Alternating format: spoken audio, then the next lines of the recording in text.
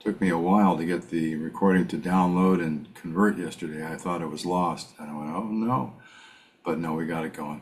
Alrighty, this is the second day of our 3-class-a-day chaplaincy training for the Chico Police Department. And we are Chico Police Chaplains Association. We're an incorporated 501c3 that is sort of a single unit captive of the police department. We're not members of the police department, but we're under contract, as it were, to supply chaplains that meet the skill and training levels that we've set and disciplinary levels.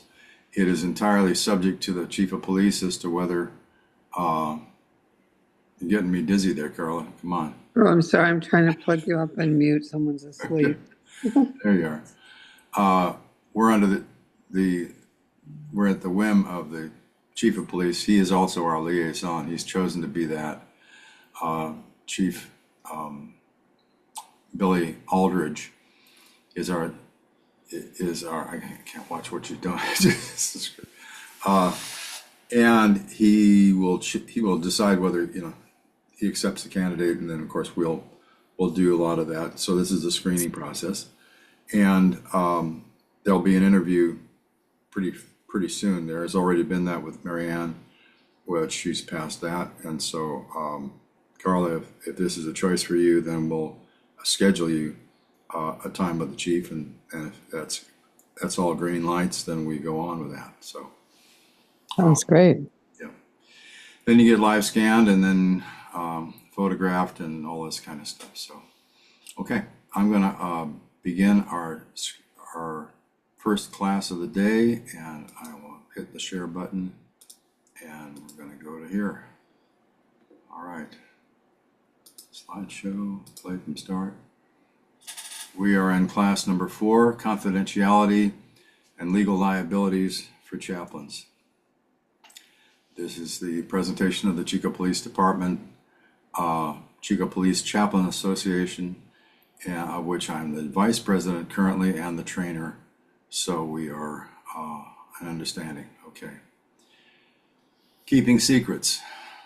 There is confidentiality and there is confidentiality. One is a legal issue, the other is a personal understanding. It is crucial to any chaplaincy that we understand the nature of confidentiality and confidential information, and that we abide by its guidelines. There are many secrets involved in policing, I mean a lot. Police, undercover, secret raids, not made public. BINTIF, that stands for the Butte County Interdepartmental Narcotics Task Force. They have a secret meeting place, and then they go out from there. So what they do is not known ahead of time, which is a good thing because they don't want to be known in what they're doing. Legal discovery has to be done in some secret. Investigations are kept secret in order to protect the evidence from contamination. And the rights of all parties must be respected, rights of privacy from undue public knowledge of criminal involvement and so forth. But most particularly, the law enforcement officer must be protected, and in our role as law enforcement chaplains, we must avidly protect our officers from exposing their lives to criticism and undue scrutiny. There is a lot of scrutiny for cops, and they are sensitive to it.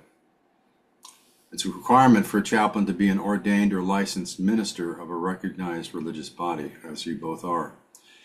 And this is to create the possibility of a legal confidentiality. Now, court legal confidentiality is a special thing. Privileged communications protect an officer from undue scrutiny and discipline from testimony that could be compelled from a chaplain with whom he or she has had a private conversation. And there are 2 distinct kinds of private communications that we as chaplains may have with our officers. All conversations, casual conversations, disclosures while riding along with them, and acts committed by an officer that we may witness may not be legally concealed by us under an assumption of confidentiality. In other words, if the incident is over and something is in question, they call us in to disclose what it is. just having been there makes us a witness, and they can compel our testimony as to what we saw and what we heard. That's just under the normal. However, we don't come out and start gabbing it up and down the street. Nevertheless, if we can keep it to ourselves, we do keep it to ourselves, because we don't want to defame our police officers. Not everything that an officer does in our presence is confidential, but it is important we maintain a level of privacy nonetheless. We cannot become blabbermouths, telling every conversation we have had with officers to others in the department, or especially anyone else. Because when the word gets back to an officer that your ride-along became the subject of discussion, you can forget ever receiving information from him or her, or perhaps any other officer in the whole department that is of a highly sensitive nature. You've blown your cover. You can't get confidential again. Now, legal confidentiality is another kind of clergy professional area commonly known as priest or pastor communication, or penitential privilege communication. It's the same protection that covers matters discussed in a confession to a priest with an inviolable seal, the purple stole as we call it in the biz, which extends legally today to all ministers and representatives of churches and religious bodies, while in counseling mode where the misdeeds of a counselee have been admitted to the professional in private with a reasonable expectation of a confidential communication. So we are talking about creating a seal of confidentiality when we enter into a communication like this. Now, I've been to seminary. I have entered into a priesthood where we do receive confessions under a seal of secrecy. But I never knew enough about this subject until I came into the chaplaincy, because I learned more about what it means. The reasonable expectation is important to note. The term reasonable expectation of privacy or confidentiality is a legal establishment of what circumstances may establish a privacy or secrecy. The law has etched out a valid turf in which we may enter confidential communications, but it's imperative that all chaplains know when, where, and how to do so. It is important that something of a formal agreement be made between the chaplain and the officer or member of the public that what you are entering into is a confidential communication, not subject to production or even being ordered by a court to bring as evidence. If an officer enters into a sensitive subject and seems to want to consult you as a private counselor, you do the following. To establish a legal confidence, make it clear by asking them whether he or she wants this to be a confidential conversation. They say yes or no. You find out what the matter pertains to in general. What are we talking about here? What kind of a talk we're going to have? Then you determine whether you want to enter into this confidentiality. You hold the cards at this point. Now, it's really important, and I'll stress this later on, but somebody doesn't just unload this stuff on you and then say, hey, by the way, I want that kept confidential at the end of it. Okay, it's important that you have the right to say yes or no to receiving this communication. If you don't feel comfortable about it, just say, I don't think I'm in a place to hear this. And that's it. You've protected their privacy and yourself. So if you've agreed to entering into confidentiality, you will hear this communication. You'll counsel the person. You can pray. And you may be giving directions at the end of it. You recommend or direct as you feel prudent before ending the conversation. This is like a confession where the discipline follows the confession and absolution, sometimes called penance. All right, as a result of what you told me, here's what I counsel you to do. You don't have to obey me, but this is how I would deal with the situation, and I want you to consider it and come back to me and tell me how it went. Okay. The other party holds the privilege now that you've entered into it, and as you exit it, you want to feel that you've fully received the communication. You've established a kind of an authority over this with the party. But as you exit the communication, they hold the privilege. Only they can release you from the secrecy that they hold you by.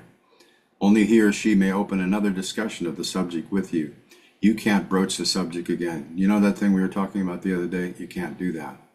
If they come to you and say, I'd like to talk some more about that, fine. They hold the privilege. You may not go to them and ask to talk about it. And if called into court, you must invoke the privilege and decline to give evidence. I'm not able to give any evidence about this. If I had such a communication, it's confidential, and just hold that. So that's important to note. You hold the privilege of going into a privileged conversation at the beginning, but they hold the right to hold you to secrecy at the end of it once you've entered into it. Now let's see some scenarios and talk about them. They're not all strictly confidential communication things, but if an officer asks to see you privately in the condition of confidentiality, you agree, and he confesses to having an adulterous affair, what do? How would you handle that? It's not a right or wrong here. It's just,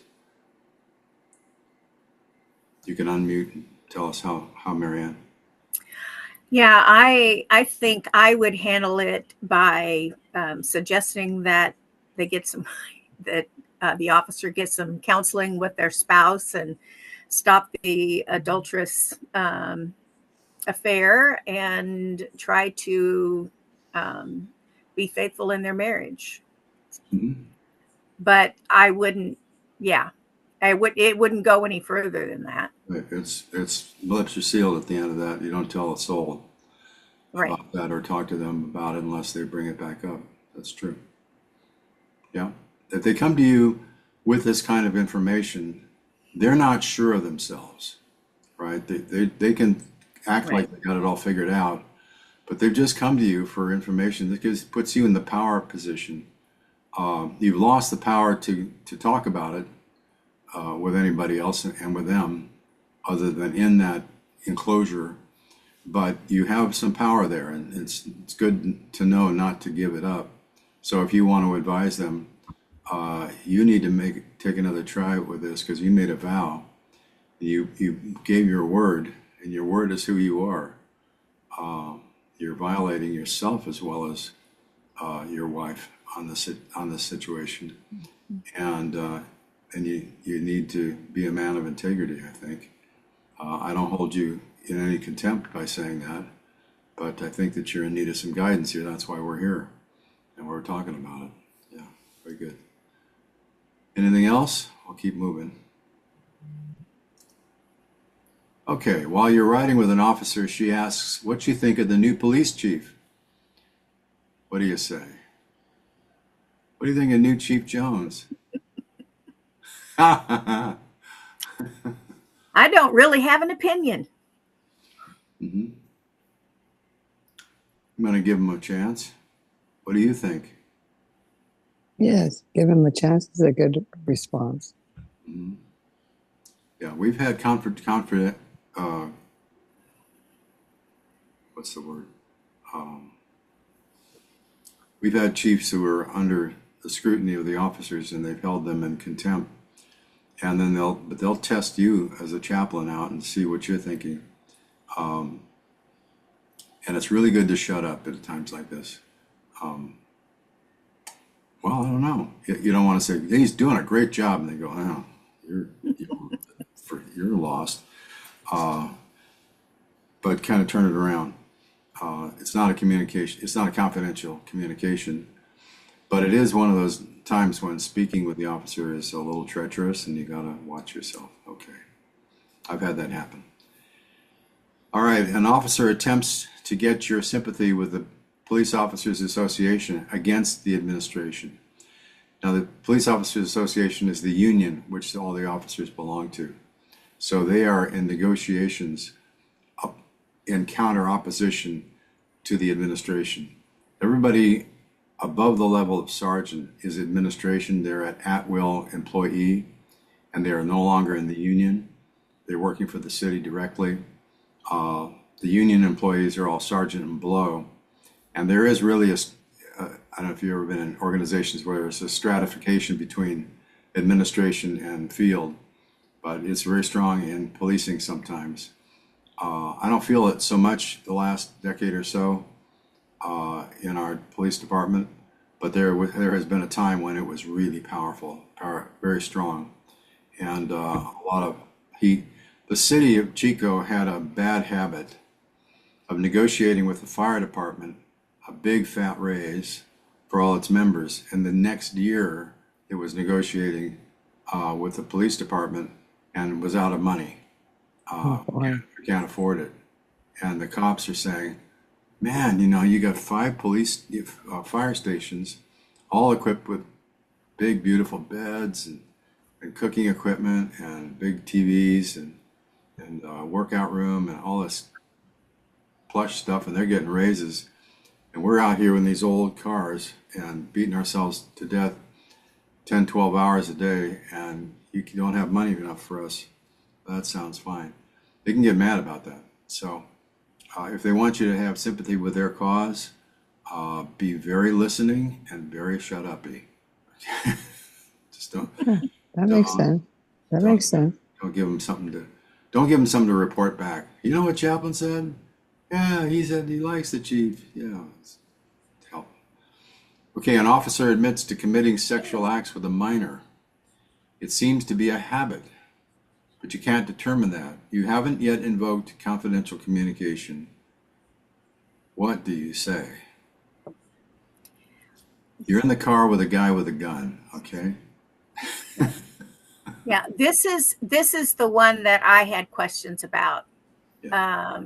Because sexual acts with a minor, are we not required reporters for abuse of a child? Yes and no. I mean, if you were entered into a confidential communication in the state of California, mandatory reporting is not applicable to ministers. We still can hold a confession of this kind in confidentiality, if that's in confidentiality. Right. This is something very serious, and I would suppose that at that point in time you're hearing about this, you'd probably have to say, well, Officer Grooms, could you please return 1019? I'm going to have to, put some of this into the hands of others because there's a serious problem here. Now these are icy slopes, so often one of these situations is not, if you're talking about a 12-year-old, he's going to jail big time. Mm-hmm. If she's 17 and a half, there's going to be some sympathy for this because you're not talking about a child anymore. And the laws change as the minor gets older, but it's still no question about it. There's crime here, or potential crime. So I don't think you want to continue on the road with this officer. But they brought it to you for a reason, and you're going to have to determine what are you asking of me right now. I can't give you authorization to continue in this. I think I may be required to disclose this to somebody else. We're not in a confidential communication. I don't want to hurt you. I'm not against you. This is the kind of thing that people need to be freed from. And I think that you're in a place where you got to get help. So can we return to the station and talk to your commanding officer and see what we have to do, because I love you and I don't want to hurt you, but you're in trouble. And you just told me that. I didn't tell you that.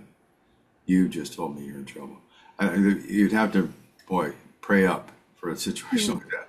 Give me the right words, because it could be a real situation. Okay, an officer tells you some things that cause you to question her sanity. At the end of the conversation, she invokes confidential communication by saying, "Now, Chaplain, you can't tell anybody about this. Do you understand?" She is armed. What do you say?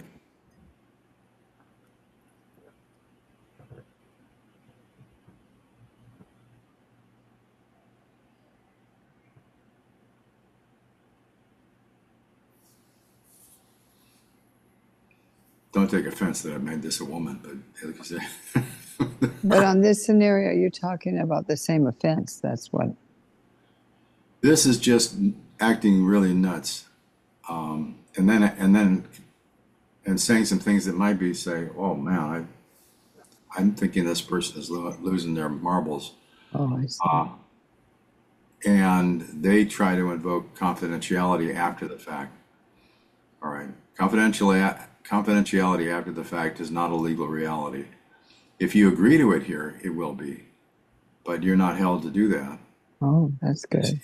Going into the situation, you have to determine whether we're talking about a confident. Now, this is not a confession either. This is just being. No. You just lost it. Yeah. No. They try to hold you to confidentiality after the fact and after behaving badly in front of you. You're putting me in a bind. I can't assure you of that. I'm not about reporting everybody, but don't you think we ought to find out if you're doing okay? I don't know. This would be a call it by the minute and take the pulse of every moment and see what's going on. Pray up and find out if you're okay. You're in a good situation. Not all conversations are privileged, and the statutes usually identify the limits. First, the statutes typically provide that the person must be a clergyman or woman, or at least one acting in such a capacity. Usually, a reasonable belief on the part of the penitent that the other person is a clergyman will suffice. Okay. Secondly, the privileged communication must be to a clergy person who is acting in his or her professional capacity. Random conversations with the clergy will not necessarily be protected. I've had that happen to me where somebody told me something really, really pretty awful. And then after the fact, even on another day, they say, "Well, what I say to you is always confidential." I'm going, "Oh, no, that's not true. I'm a public person. I live in the real world. I'm not just in a box somewhere you can go tell things to." Third, the courts have held that the communication must be penitential in nature. That is, it must be a confession or an admission of something that's troubling the person. Generally, the tendency has been to broaden the privilege to include other situations beside traditional confessions, like counseling. The significant role of pastors in general counseling, specifically in marriage counseling, has resulted in in these being dealt with a non. Okay. Now, if I can make, I have to do something for 1 minute elsewhere, and I'm just gonna pause, and I'll be right back. Thank you.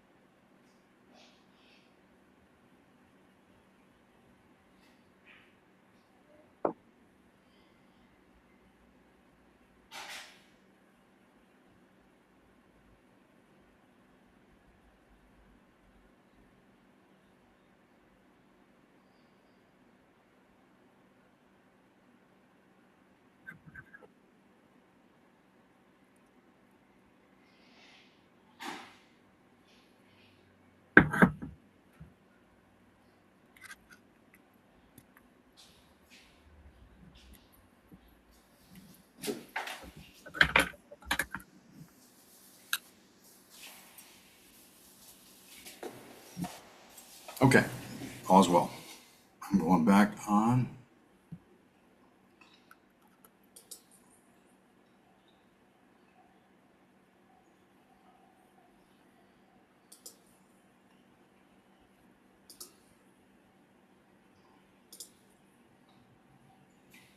Oh, come on. Resume. There we go. All right.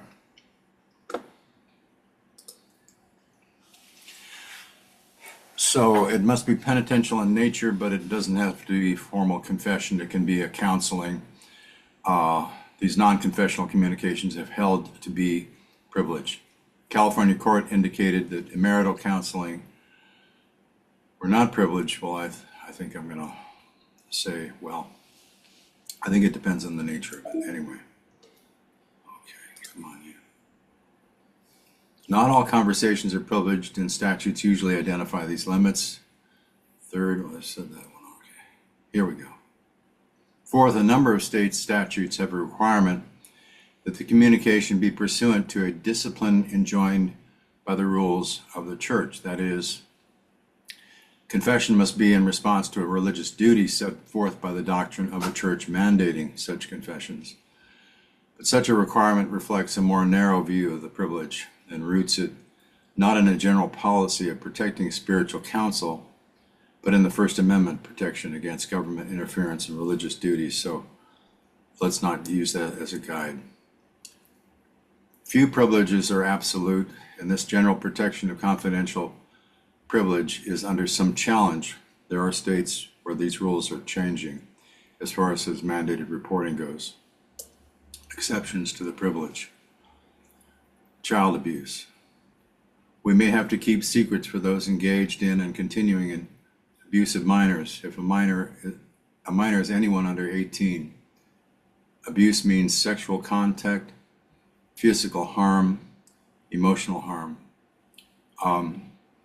This is why that front end confidentiality question and determination is really important, because you want to find out what we're getting into here, because you don't want to receive communication that you're stopped from giving. Well, I'm having a sexual relationship with somebody, I think maybe I'm in trouble. Then you stop them right there and say, well, if I were to enter into a conversation with you on this thing that would be confidential, I'd need to have your assurance that we're going to go directly to get help for you. You know, I can be your confidant, but only if you're pursuing something to alleviate the guilt and the problem with this. If there's somebody who is a victim, you don't need to be holding me in confidence while you're continuing it. That doubles down on the offense. I don't know, you'd have to handle it somewhere specially, but you don't have to enter into confidentiality if they're not willing to get to brass tacks. There is a penal code that talks about the clergy member who acquires knowledge or reasonable suspicion of child abuse or neglect. But we are bound, once we get into the confidential communication, there is no exception, because we're not mandated reporters in that condition, because spiritually and morally people need to enter into some sort of confidence. This is like for a lawyer. There's no exception for a lawyer receiving communication from his or her client. That's under the seal. They have legal protection. So it's not that there's some fault in that, but people who are in trouble need to be able to talk to somebody. Okay. But you decide whether or not you're going to do it. There is also elder abuse, which may pertain to physical abuse, inflicting physical pain or injury on a senior, sexual abuse, non-consensual sex contact of any kind, neglect, a failure to provide food or shelter, health care or protection for vulnerable elders, exploitation, the illegal taking of funds, property, or assets of a senior, emotional abuse, inflicting mental pain, anguish, or distress, or abandonment, the desertion of a vulnerable elder. I've seen all of these, and that's pretty sad. Now, I don't know of any instance where a police officer has done this in my experience, but it would be, again, something you're going to want to know, that if this is the situation, before you enter into the confidential communication, that you've got some help for the situation before you tie yourself down. All right. Again, the communication is secret. It's secret. What do we do? So an officer reporting on him or herself as an abuser of a child or an elder, confidentiality has already been established, can rely on a clergy person to keep the secret. Now you notice that there's one class of people here who's not considered under mandated reporting. We have children under the age of 18, and we have elders who are elders according to their incapacity or their absolute age. But we haven't said anything about adults. And that is the case of mandated reporting. You probably know this. A woman who is being sexually abused, but is not leaving or submitting to it or something, is not protected by mandated reporting. She may be subject to legal protection because she may be human trafficked or raped, and such things are crimes. But it's not a mandated reporting situation. It's difficult. You are there not to inform on your officer, but to aid him or her through the crisis to some kind of better way of life. They've come to you for that. Your role is a spiritual direction and discipline. Exercise your role. You're in a power position, not a disempowered position, but your job is not necessarily to inform on your officer, but to push them to inform on themselves. It's different where there's a threat of future crime. The standards of child or elder abuse extends to those with mental disability. And I've known somebody who was sexually abusing people of mental disability, and that went away. Okay. A duty to inform. So before you accept the role of this receiver of confidential communication, it's your duty to inform your officer that what this privilege means. You are not obligated to hear the confidential communication and therefore tie yourself up. This is up to you, whether or not you enter into it. Once it's been granted, you are subject to keep the confidence, but you're also in the power position. The officer has no right to expect your agreement to keep silent after hearing or witnessing a criminal act or words that may give evidence to a crime simply by invoking confidentiality after the fact. That's too late. You didn't agree to that. And I would withhold the right to that unless you saw it was perfectly clear. Also, the presence of any other party to alleged confidential communication voids the rights of the speaker to hold you to silence. Confidentiality means you alone heard this disclosure. 3 people in a room mean there's no confidentiality. If you know there's a third person witnessing or listening to this, that's off the table, because there's no expectation of confidentiality. We got Joe Blow over here listening to this conversation, and you can't bind me to silence, and this other person can talk all they want. That's not okay. Okay, that's understood. Alrighty. Without confidential communication, as chaplains, we will see and hear a lot of things, many that will shock and displease us. Sometimes they're just funny. If we just keep it quiet, word that you have ratted out your officer on a ride-along is going to get around. It's something you are going to try not to say things that may reflect badly on them. Sometimes they'll just laugh about it, but sometimes you'll lose your situation. I might as well tell you about this situation because I had to sort of report on my officer because of a situation that we entered into. Early in my chaplaincy, we were dressed only in golf shirts, basically, sort of like this guy is. That was our uniform, just a golf shirt. And we didn't have vests, ballistic vests, because they felt that's too much police wannabe, and you don't need that. So we're not going to do that. So I was out on a ride along with a female officer of the police department, and we had to go to an apartment complex where there was somebody who writing altered checks. The check had been written, it had been crossed or erased and rewritten over. It was obviously a falsified check.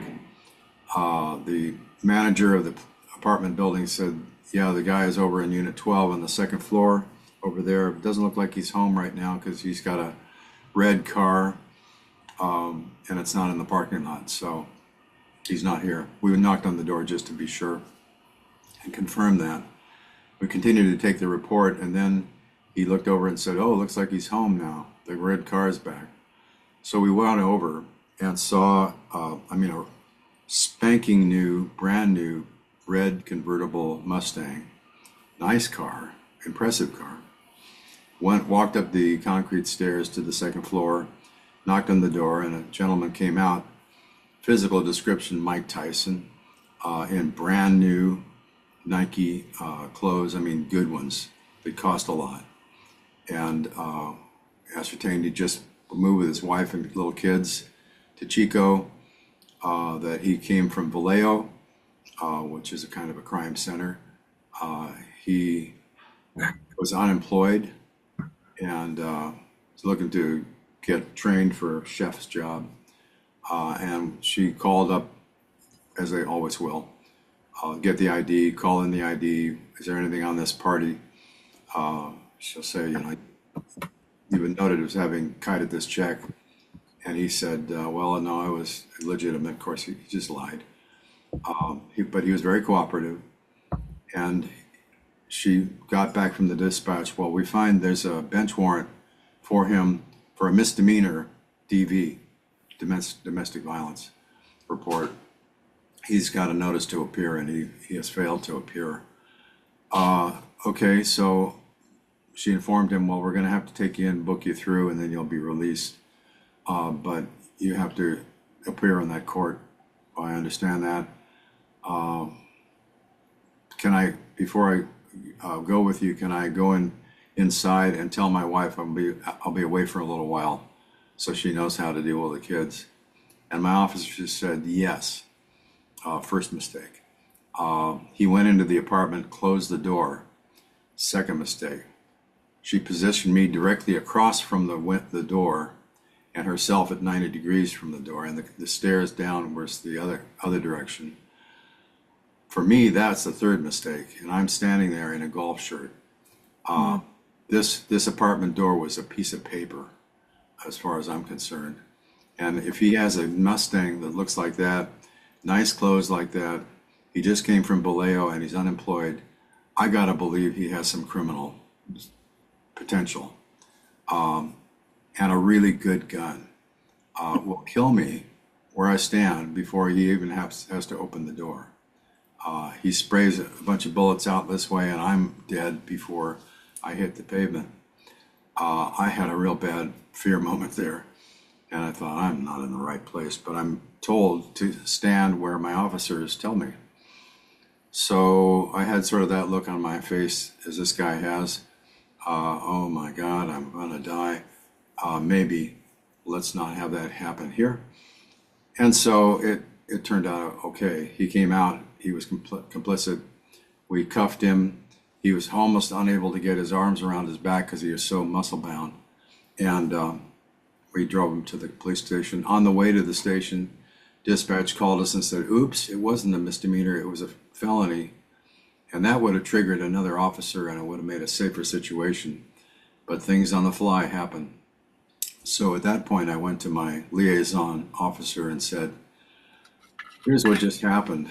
And I know that our policy has been not to wear ballistic vests in the field because we're chaplains and we're just guys in nice golf shirts. But I'm thinking we need to have some protection.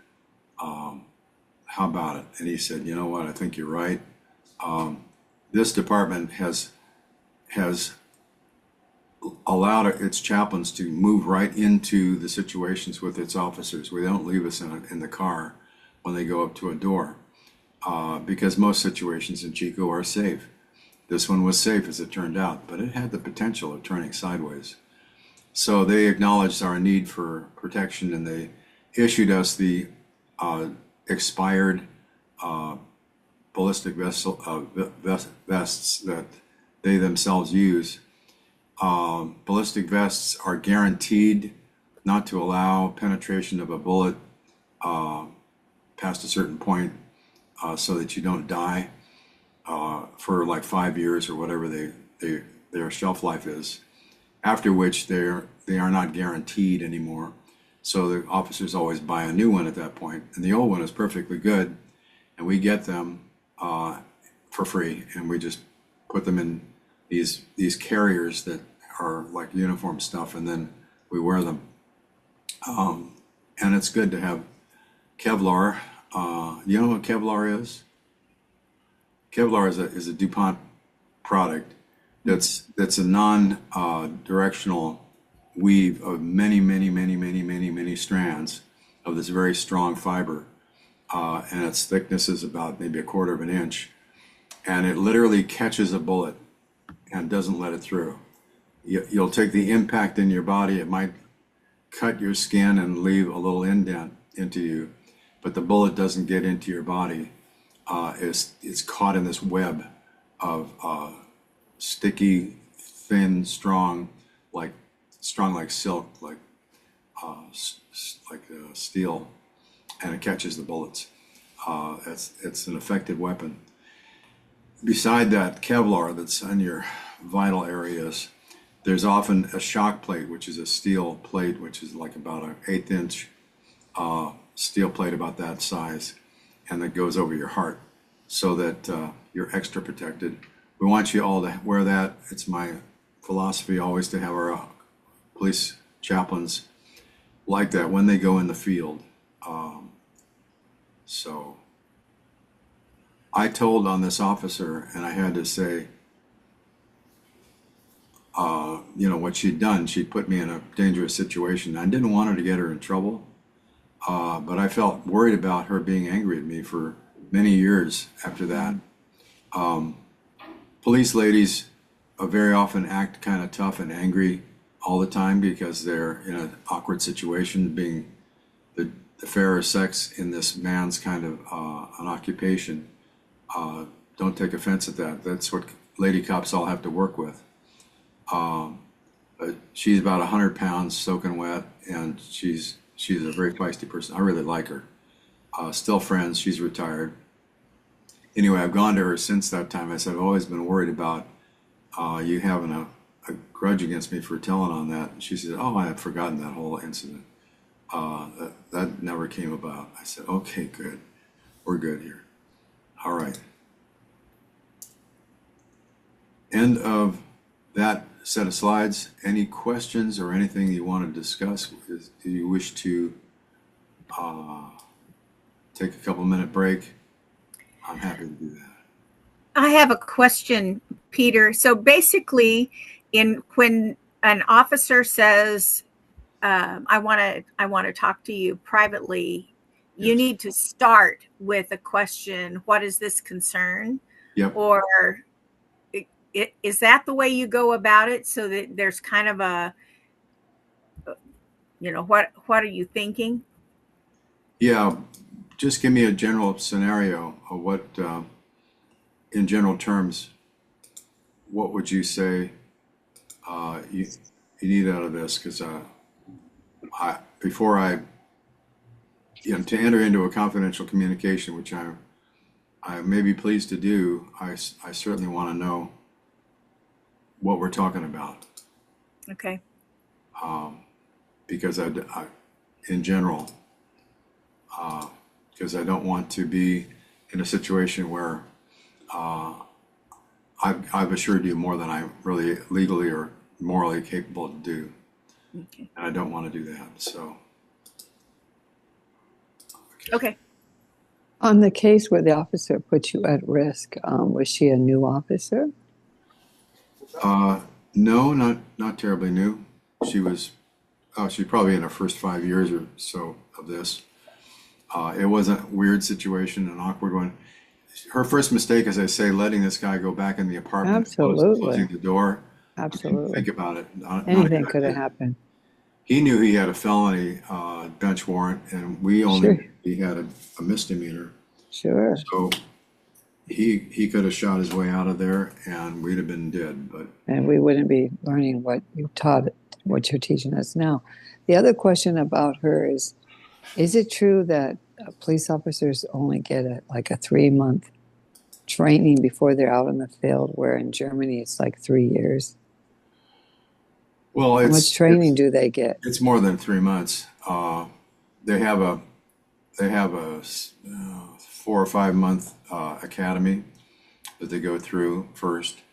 Then they're in the field training officer program. We call it FTO. Everything's got initials. The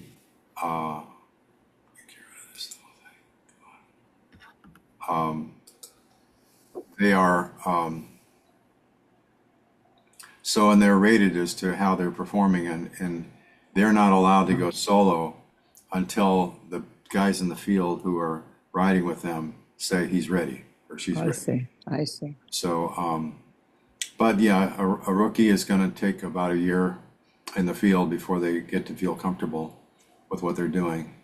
It's not easy. This little picture that I'm showing on the screen right now has me in our I see. Class A uniform. Oh, wow. That's the cheap suit, as I call it. The cheap suit. It's a polyester suit, The cheap specially suit. made. That color is called LAPD blue. I'm trying to enlarge it. Oh, Look, that's Los Angeles what Police Department navy Right. blue, I see, but what a career. That's amazing. All which these is years. yeah, that's right. Well, I'm just curious with her, did she get reprimanded or get any No, extra training or anything? Because that was a major mistake as far as I'm concerned. she might have been told, you know, you get in a situation like that, you don't let the guy get in the building, and you get cuffs on him right away, even if it's a misdemeanor. We're arresting somebody, and you don't know how that goes sideways. It can also go because you're in a situation with a man being taken off in handcuffs and a wife there. Yeah, This is true in a domestic violence situation. Even if sure. she's reported him, very often the officer gets shot by the wife who's seeing her breadwinner leave in cuffs. Oh, And oh she man. suddenly says, hey, I don't want that. I didn't mean that to happen. I just wanted him to talk to him. Now they're arresting him. I'm going to shoot the cop. So in our protocol, all domestic violence cases gets 2 officers at the door. Well, So that's good. But you yeah, didn't know ahead of time about the DV. And then the other thing about the DV, does the Chico Police Department follow through on that later on? Like make sure, the wife has gotten counseling or whatever if she refuses to. A lot of times the woman is so abused, she releases the restraining order and whatever else she originally did. So well, do you're you talking about the area of the courts at that right, point. but What are does you Chico talking about Police after? Department or anybody else follow up with her for That's the under, family to get some kind of help? that may well be, but like I say, that's not police policy to enforce that. That would be under the auspices of the court system and the penal system. And I would agree with you. That's going to be something needed. Very much. And then the guy being so big like the Rock and couldn't even be handcuffed properly. I mean, I'm just wondering if there's another way you can handcuff a guy like that. I mean, wow, I would have been Yeah, freaking out. I would have had tachycardia for that one because if you I had know two, how their muscles go, and I know that he could have caused bodily harm just with his physique in 2 seconds, probably. if you had two sets of handcuffs, you can double link them so that you get a little Oh, more length on it. Uh, oh, maybe but they should always have 2 sets of handcuffs then. necessarily, always cops will cuff the people from to behind with the cuffs behind them because that's a requirement. I know all the police shows have them cuffed in the front, and Yeah, that's really nice for the actors to have cuffs in the front. But you can use your arms against an officer with cuffs in the front, and you I can believe cause a it. lot of damage.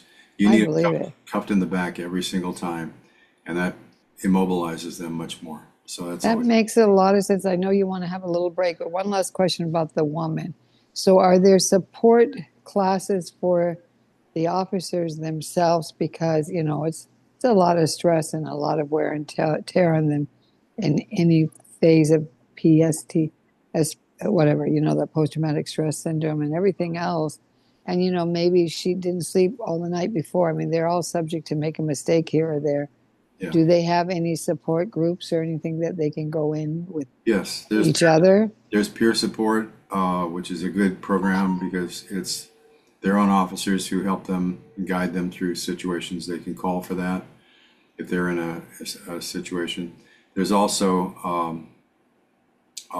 if an officer is in trouble, like an addiction has begun, or he or she needs counseling because they're in a emotional situation or a marriage breakup or something like that, they're without asking questions or disclosing anything about the officer, they can apply for that employee assistance, and they can get it time off or counseling referrals or even prepaid help because being a police officer is no cupcake. No. And Hard then life. also, well, are their jobs pretty much protected where after a certain amount of time they can come back? 'Cause I heard of Yes. an officer that was some sort of investigator in crimes and he had a mental breakdown and I know they gave him a leave of absence and with proper help and even natural medication, it was actually natural um, herbs in a sense that helped him maintain his sanity. But like you mentioned about the suicide rates and things, I mean, this opens up my mind so much more about how much they have to endure to protect us. Yeah, well, just wait. We're gonna head into something even heavier here in a second. But All right. I'll give you just a couple of minutes to use the restroom, and we'll be back together, and I will head on in. All right. Thank you. You betcha.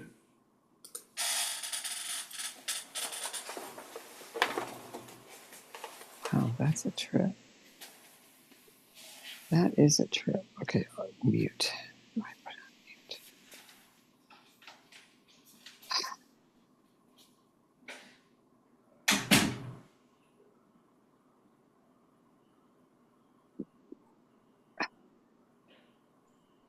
Ugh.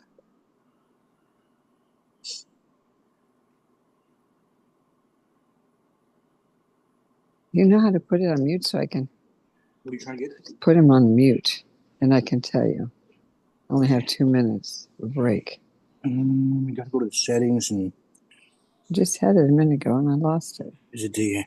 'Cause I'm on Zoom.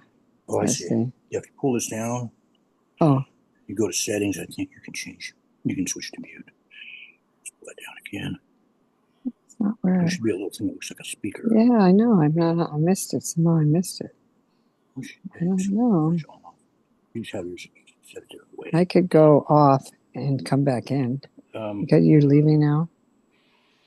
I'm not leaving it. I'm here. Oh. I gotta be I'm gonna be doing some type of Okay. my operation from upstairs to downstairs. All right. So I'll send you those texts. Yeah. Well, I mean, yeah. You got, If- you got two, okay. Yes, I'll send them to you as soon as I can. It might not be on this break, but the next one. Okay. Okay, that's perfect. Perfect.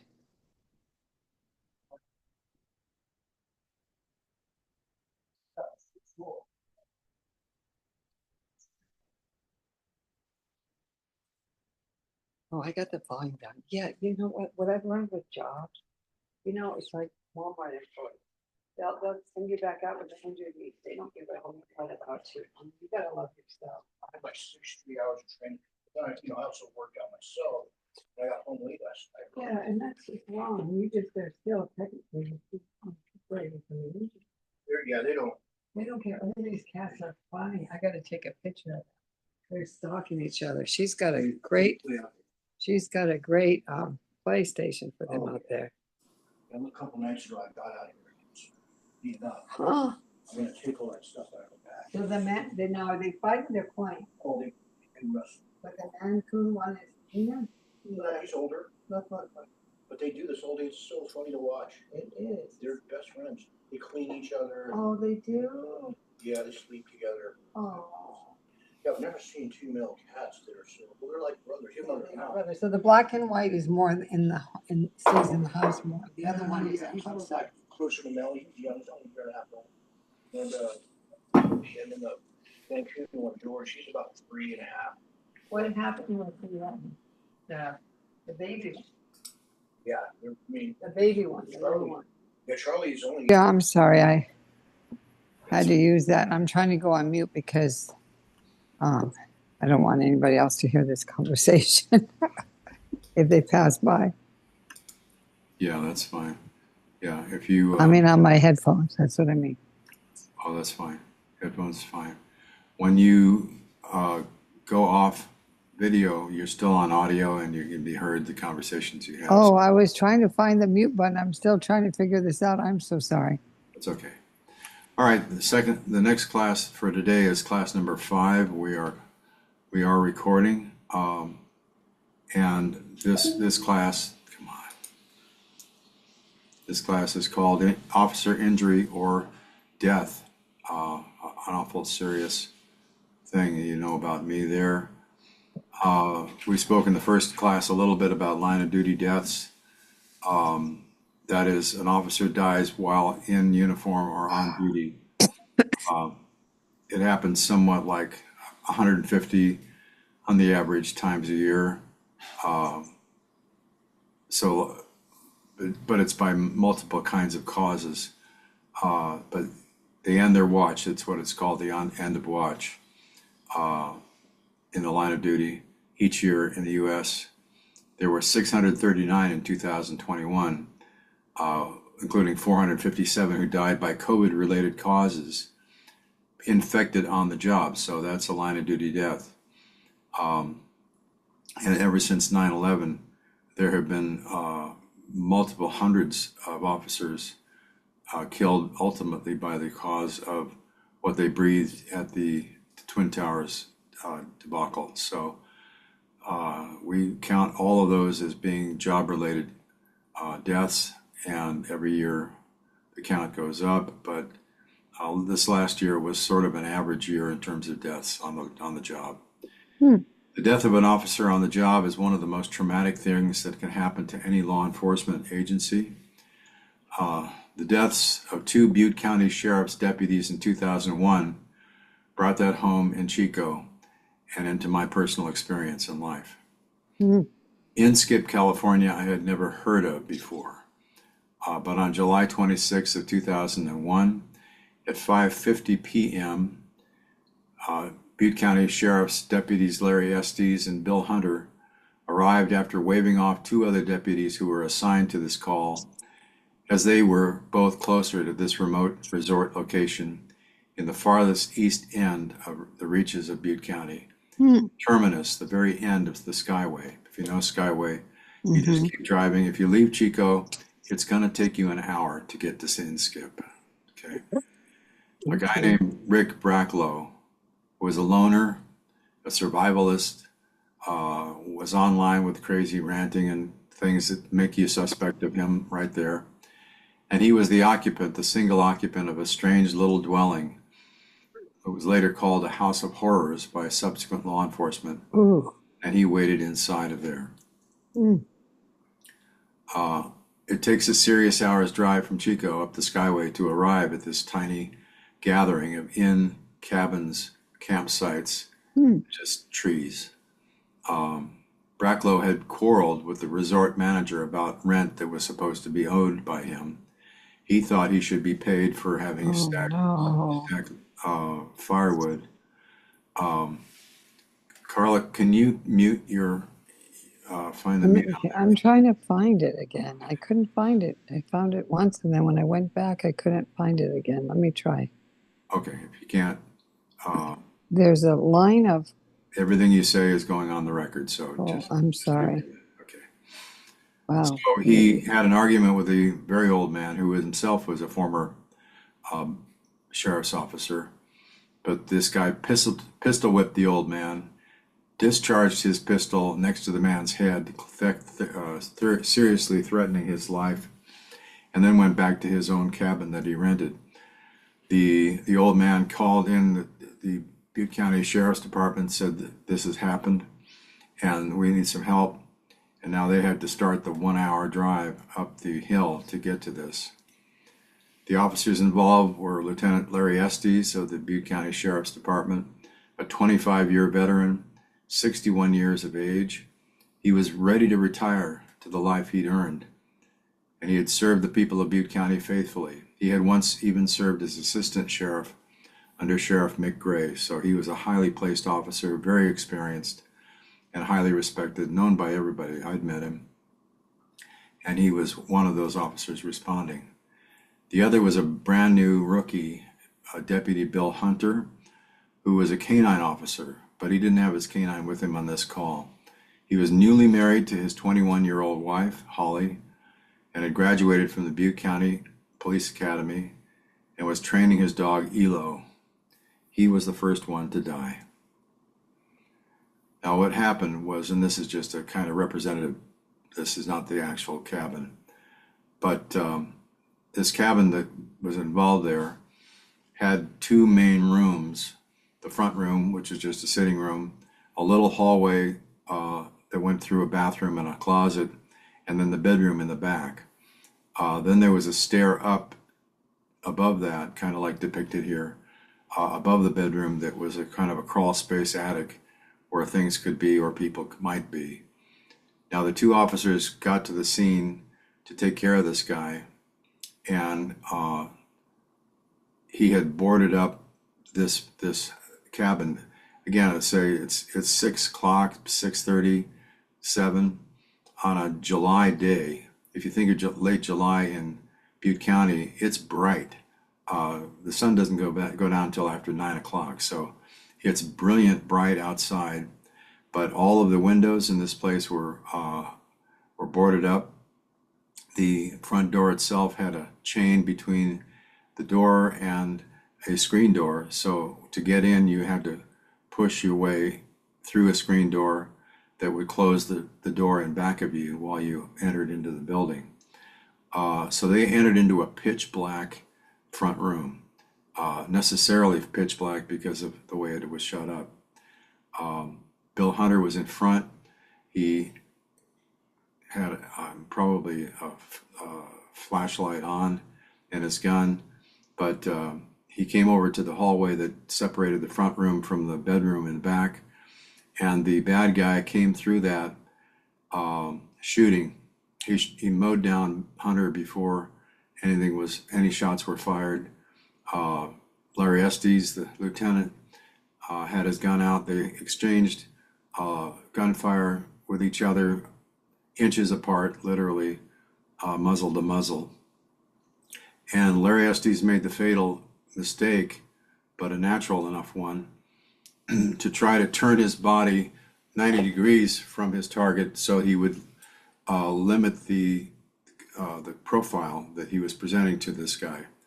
If you understand about ballistic vests, they basically lie in front and in back, and there's nothing in the sides. So when you do that and cut your profile down like this, might be good for out in the field in a combat, but it's terrible in law enforcement because you've just eliminated the Kevlar protection. You don't have anything here. So the fatal wounds came on the side when Estes turned this way, and as he exchanged fire with the assailant, they both received fatal wounds, and the bad guy crawled into his bathroom, tried to patch himself up, as he ultimately died on the floor, and Estes died in the front room. It was a very sad situation. Now, to the outside world, all the sheriff's department knew was that their two officers had called from up there. That radio availability at that elevation is really sketchy as to whether you can get through or not. They were able to know that they went into the building, and then it got silent. The old man remained in the lodge and didn't hear any of the gunfire, and he didn't know anything had happened. All he knew was the guys went in there and didn't come out. So after a period of time when the law enforcement agency could not raise their officers on radio. And the old man didn't know anything about what had happened. They figured they're going to have to come up and find something. So it's got to be bad because they haven't called in over an hour. So it's getting into nighttime now. And these officers have to show up. They have a helicopter, which was able, I believe, to get some people on the ground within a reasonable period of time. Others went up there by car. They didn't know if anybody was alive inside the cabin. They didn't know anything. And they called out, they rammed on the door, they tried to get some response. They couldn't know whether there was a booby trap or something terrible would happen if they went in themselves. They ultimately filled the cabin full of tear gas, and then it took an hour to vent it out so that they could actually enter the building. So that when they entered the building, they found all three parties on the floor dead, and lots of expended shells everywhere. They didn't know if a fourth party could be in the attic. They had to approach that very carefully. They didn't know if a fourth party might have gone out into the forest and was waiting for them out there. The whole thing was very spooky and weird. It was about 10 o'clock in the evening when I got the phone call from the Chico Police Department, who said, "Can you come in? We've had this incident. We got dead officers up on the hill, and we're going to be supplying possibly support for the Butte County Sheriffs. We are the Chico Police. We're not the Sheriff's Department, but we interagency supply as they needed." And they asked us to stand by. We had at that time a SWAT team that was activated, and they were suited up and ready to go, and then asked to stand by. At one point, the Sheriff's Department, which was kind of holding us back and saying, we're handling it. They were very emotional. They finally said, well, we're going to ask you to, yes, please come in and provide us site security. That means a perimeter around the area that they're doing an investigation, and we just basically make sure no public entity gets in there. At that point, our liaison asked me to go get the Salvation Army canteen, which is a big, like a truck, like a bread truck, that is all equipped with a stove and coffee makers and different things in it for comfort care. So I went to Salvation Army, was able to acquire that unit, went to a store, bought up a bunch of coffee and food, comfort food, and asked where Inskip is, and they said, just keep driving on the Skyway until you get to it. It's the last thing there. So I went off, and now I'm driving up the Skyway, and after you get past Sterling City, the road gets narrower and narrower and narrower, and I start whacking the bushes on the side with the rear view mirrors on this truck, and then I'm whacking them on both sides of the truck, and it's getting narrower. I'm going, where is this road going? It's pitch black. It's like 1:30 at night. And I'm asking God, Lord, is this what I'm supposed to be doing? I'm a 52-year-old man, and I'm up here in the dark. I have no idea. It's pitch black. I don't know where I'm going, or if there's somebody going to be shooting at me. Is this where I'm supposed to be? And I got a real sense of assurance. Just keep driving. You're doing what you're supposed to do. I'm with you. So, okay. So up I went and set up shop. When I got to there, they were happy to see me. The Chico PD were the guys who knew who I was.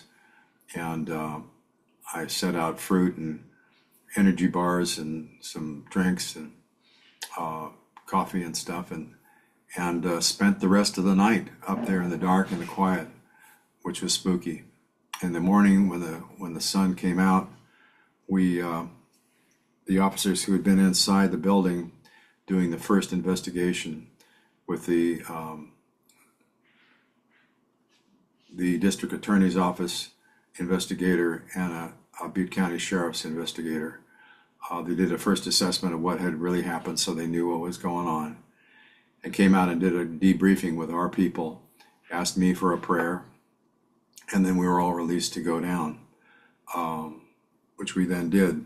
I'd spent the night there. I had no sleep. I went home and got a little bit of rack time in, and the rest of our police department and our chaplaincy went into action, preparing the biggest funeral that had ever happened in Chico, California that I know of, biggest in terms of attendance. Two sheriff's officers in a tragic death like this will bring law enforcement officers representing their own departments from all over the state of California. And I believe there was also an officer from Hawaii. There were hundreds of police cars like you see here.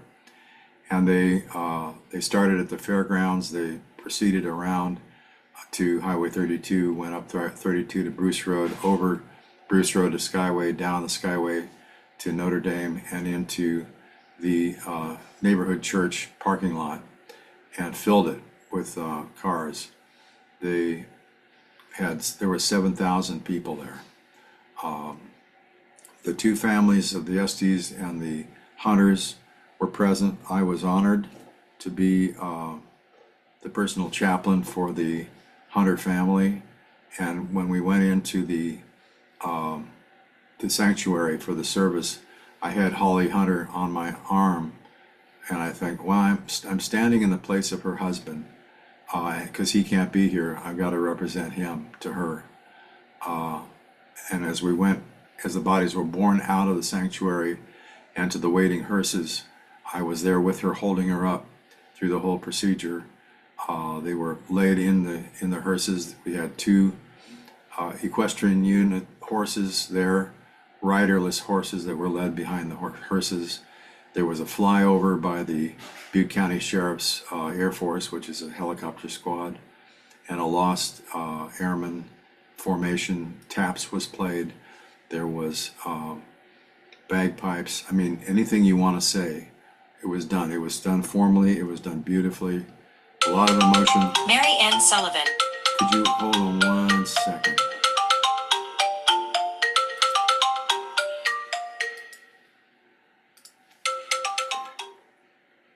Hello, Mary Ann. How are you? Good. How are you? I hope I'm not interrupting you. You are, but you're.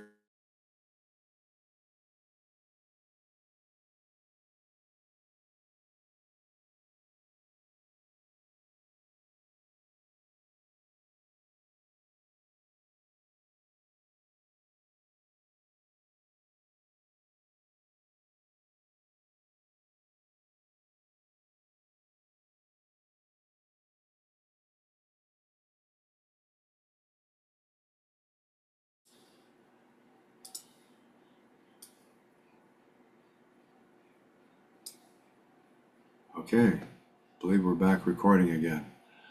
All right, sorry about that. I had to. I've got a death in the group that I'm handling, but we're all right. Okay, it was an incredible event. They had a reception at the fairgrounds again, and we really had. It was quite a thing. To prepare this took a week of intense work, and it was really, really something. We had help from other agencies, chaplaincies that knew how to do a funeral. It really gave us all a baptism under fire. And a police funeral is something to see. Now, the chaplains will support personnel and the families of the fallen officers and aid in the organization of a huge funeral, which causes your chaplaincy to address matters for which training can't really prepare you. But how do you prepare? Okay, law enforcement is a family.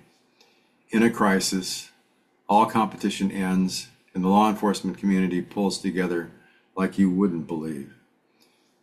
There's a crisis form made by each officer. It's filled out to designate his or her preferences regarding wishes for emergencies, and these are to be followed. If they want somebody coming to tell their wife that they've been killed, they'll designate who that's going to be. All that kind of stuff is down there. If they want to have a uniformed presence at their funeral or do not wish to have that. It is good to create referrals, resources, etc. outside a department to get prior mutual agreements so that they may be deployed in an emergency. The impact of a line of duty death on a chaplain may be long-term, and the care of that officer's family members a life's career. A line of duty death will either make or break a chaplain. Holly Hunter, from that day of the funeral till now, if I happen to see her in public, we love each other. I care about that lady. I haven't seen her in quite a long time. She did remarry. She was still very young, and was able to marry another law enforcement officer. As a matter of fact, that happens. But I was able to support her and give her strength for an important event in her life, and it was quite a passage. Okay. Now, there are 4 types of officer deaths. A line of duty death, which we've been talking about. The off-duty deaths, that is an officer who's active officer, but this is a death that happened while he was not in duty. A suicide, as we've kind of referred to, and a post-retirement death, that is an officer who, after retiring, has died, and they all die. We've had a couple of notable ones in the last couple of years. They are all treated differently and handled very differently, but there is some decorum and something to note about all of them. A line of duty death may be felonious, caused by a criminal, but it may also be accidental, an auto wreck, an attempted life-saving effort that's gone wrong. In other words, there's not a guilty party. There's just the danger of the occupation involved. An off-duty death might be natural causes, disease. We had one officer that died of cancer. A couple of officers died of cancer while in office. Illness, etc., or accidental, but it isn't during duty. Suicide, as we've said, there is estimated to be 2 to 3 times as many as line of duty deaths, 300 or 400 or 500 a year, perhaps, or about 1 per million law officers. Post-retirement deaths. Once the average officer lived about 5.5 years after retirement, and retirement age on the average was 43 years of age, so that was pretty young. It's getting much better now because they're taking better physical care of themselves and they're in better shape, but it's still very wearing on the body and on the brain, on the emotions, and it's tough to be an officer. Okay. When an officer dies, other officers will experience survivor's guilt, anger, etc. A relationship with a police psychologist or counselor can be very helpful and successful. Now, I mentioned the survivor's guilt, kind of running by it, but if you understand the concept, everybody feels a bit weird if an officer gets killed on the line of duty. This sense of invincibility goes away. I'm powerful, I'm invincible, I can do everything, I'm not going to get hurt. Now all of a sudden the guy you know is very capable, likewise, is dead. And that's terrifying, and it also rips into the imagined security that they all have. The officer's family, but also the law enforcement family, just will not be ready for it. 60% may suffer a kind of PTSD symptoms. If not handled, further personal injury, either psychological, spiritual, even physical, can result. The law enforcement officer is in constant denial of his or her own mortality, vulnerability, weakness, need for help, sort of like a teenager, okay? If they will not get help in times of extreme stress, it's going to simply eat them alive and prolong the damage. So it's very important to hopefully steer them toward getting counsel when they need it. Aftercare, the fallen officer's birth dates, anniversaries, special dates. The chaplain should see that the surviving family members are contacted appropriately and helped to get through it, if that seems wanted or desirable. A community response will differ with regard to the manner of death, news reporting, etc. The Butte County Sheriff's Office did not suffer greatly in this regard, and the public outpouring was entirely positive. Other situations may have raised other reactions. Line of duty death will be a major event. This officer is accorded full honors, which will include statewide coverage, a flyover, and the flyover is like 3 to 5 air machines, planes or helicopters or whatever is flying. But it has one in the middle that ends up leaving the formation and going up into the sky as the rest continue to go on.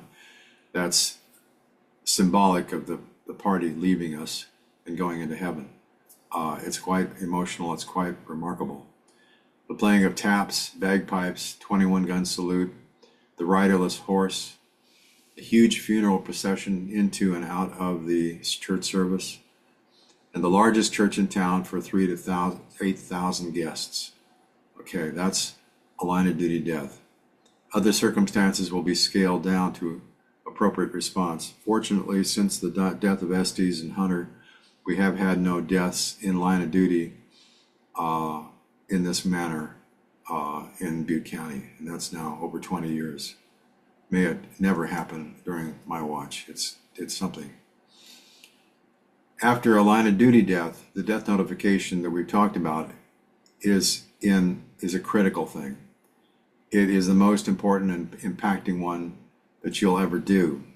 I have done such a death notification, not a line of duty death, but one who's a retired officer, and I had to carry the news both to his mother and to a close friend. A senior chaplain will go, and the chief of police or administrative representative will go, an appropriate person, and a close friend. So 3 people ought to do it. Speed is required because the media is all over this and will beat you to it. Otherwise, if the minute it goes on Facebook, 3 minutes later, somebody telephones the party and says, "Hey, did you hear? Oh my God, how are you doing?" And they go, "What do you mean?" "Well, your husband just died." We have to get there faster than that. The family wishes will be governed. Will govern the situation. What the family wants is going to go. When we prepared for the Estes and Hunter funeral, we were always involved in talking with the family and making sure that they were pleased with what we did. The chaplain or minister will preside over the ceremony. If a minister is not the chaplain, then the chaplain becomes the primary liaison between the department and the minister. A lieutenant or higher officer should be the funeral operations coordinator, an important role. Family follow-up. The department should take the family to the Sacramento during the month of May. First week of May, first Monday in May is generally it. California Law Enforcement Memorial Service is held there at the Capitol.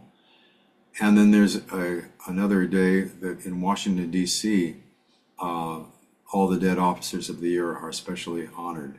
It's a very important step, and it's a great acknowledgement for the people who served us and died in the effort. Money is no object. The city and county will simply open its purse and pay for everything, and that's very important. Now, Lance Utterback was an officer and a friend of mine with the Chico Police Department, a former active Marine officer, loved by the whole department. Suffered with a cancer that was just going to get him. Several treatments held it back for a couple of years, but when he was finally in his last year of life and couldn't serve in policing anymore, the Chico Police assigned one officer to take care of him on duty for the rest of his life. That was quite an honor. His badge number has been retired. This was not a line of duty death, it was a medical death. But anyway, he got it and done. There was another officer who since Lance died, died of cancer, stomach cancer, which might have been job related. That's one of the claims that he made. And so there's various degrees of what this is. Now there's also officer injury. Law enforcement officers are not indestructible. They just think they are. Many of my officers have suffered injuries on and off duty. They get injured off duty a lot, riding like snowmobiles and quads and doing dangerous things while they're off duty. They love doing dangerous, big, bad, ugly things when they're off duty, and they get hurt, and it's not covered by their job. Sprains, back injuries, poisonous gassing. That happened here in town at the North Star Mills. Anyway, across from what was the Bidwell Mansion, there's a big warehouse that was from that era of the mansion, and they created in it a feed store, and so these officers were responding to an alarm that had gone off in the building in the middle of the night, and went into the building and searched all over the place, and then found out it was fumigation. They were fumigating the building for rats, and these guys breathed it the whole time they were in there, not having been told that it was in fumigation. So that may have had a real bad cause. My guy who died of stomach cancer had been one of the victims, Darren Reichel. Hodgkin's disease we've experienced in the things, stabbings, abrasions, gun wounds, head wounds. My first call out for officers was to a double stabbing of two officers who were making an arrest on a guy who had a knife. Thankfully, neither of them were seriously injured. It could have been serious because one of them had a stab wound in the groin, and it could have hit the artery, and it didn't. So we're grateful for that. So these ailments and injuries have resulted in lost time on the job and even end careers. An officer who loses more than a few months in service may be terminated as a policy matter. His or her position must be filled. If they keep the badge open, they also keep that open, their drawing salary. If they're authorized to have 100 officers sworn, that place is being taken up by somebody off duty because of sickness. They may or may not be given a light duty pass and come into the department and work in dispatch or some other light duty position. But if they're long-term in this and they're just not going to get better, eventually their position is terminated. Law enforcement is a dangerous occupation. Physical hazards exist in this field that are far beyond what normal people experience. So the likelihood of an on-the-job injury is very high. And even though medically workers' compensation covered, the officers will experience a drop in pay for as long as they're out of service because they get paid well when they're actually doing their job. So they don't want to get hurt. A lot of the injuries are back injuries and knee injuries that just happen with the toughness of the job. Okay, I mentioned the stabbing. What had happened was this bad guy was figured to be in a location. Our two officers went to the location, found him, and ended up in a fight over his knife, which came out in the midst of it, and sliced up the upper arm of one of our officers that was able to be stitched up and done okay. And as I mentioned, a stabbing wound in the groin of the other, which fortunately didn't end up bad. What I found out, interestingly enough, was when the police chief said he, not knowing what to do with chaplains, sent me off to the hospital. I'd gone down to the scene of the stabbing first and saw our officers, and a couple of our officers were in deep grief, and they were looking like they were having emotional pain over the situation. But the chief said, no, you should go to the hospital and see the two officers and pray with them. Okay, so I went to the ER and at Enloe, and I went in, and the officers are sitting in the examination rooms laughing and having a good time because they're okay. They got through it and they didn't die. So, and we got the guy. So It was all pretty positive. And when I invoked prayer upon the two wives of the officers who were in a separate room, one was a little uncomfortable about that. I later found out from her directly that it felt really awkward to her not to be able to be with her husband, but have to be in a room with a chaplain praying. That felt weird to her. And I said to her when I learned that in a public setting, I said, I really thank you for telling me that, because we need to know what we're doing better. I was ordered by the chief to do that, you know. But you're saying that helps me to know not to try to invoke that on anybody if they're in that situation. I got to know her better as we went along, and it was a good relationship. The two most fatal calls that a cop can do is not arresting a drug lord or chasing a murder guy. They're just traffic stops and domestic violence calls, about the same number of fatalities.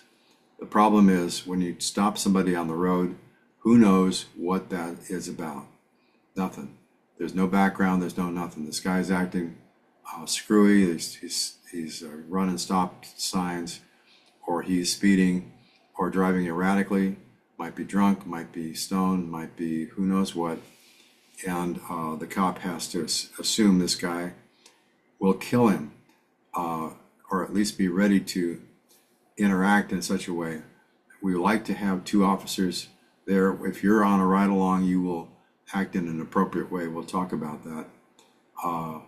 But you won't be right there next to the officer with his hand on his gun, as you see, but you'll be on the other side of the vehicle, not in the line of fire, but watching if there's anybody else in the car. If the guy reaches over for a gun, you're there to say, got a gun, or something like that. Domestic violence calls, as you can see here, they have more than one officer there. The sergeant has got his hand on the woman, and he's keeping her contained this way.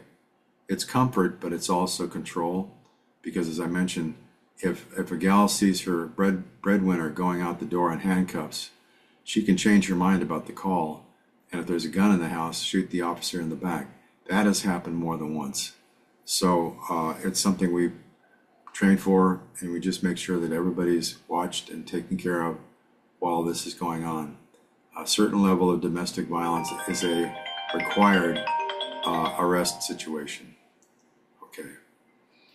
Finally, cops is a concerns of police survivors. Cops are into these anagrams. They're into this sort of situation where everything turns into other words. Cops just means the family of somebody who's died, the widow, or the children of an officer who's died in the line of duty, gets to be in this organization.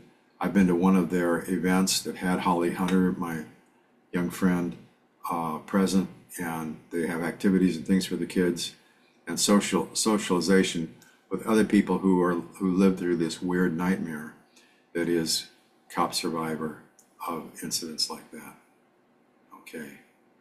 Do you have any questions, either of you?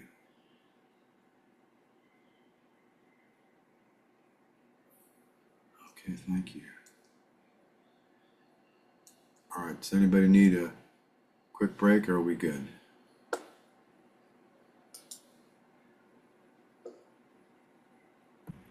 I'm okay.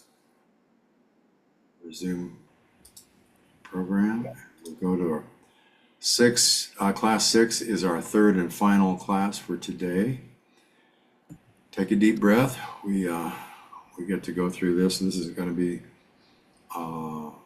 just a lot of information, but stuff you can think about and respond to. If you have a question, stop me. Otherwise, we'll just keep rolling on down the highway. Okay.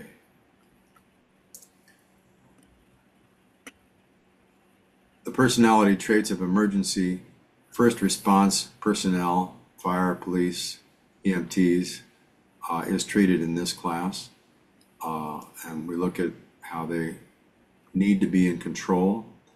They come into a situation, they need to own the incident. They need to get control over it. because that's their job. They have to supply some help to people in a bad situation here. So they don't need loose cannons. They need to have everybody doing what they are directing things to do. They need to control themselves. So they will often avoid or suppress their own emotions. They don't want to come into a situation and go crazy. They have to have their mental faculties on top. They also demonstrate the need to be in charge of their own families and other people in their lives. They tell others what to do. It ends up bleeding into other parts of life. It's necessarily so.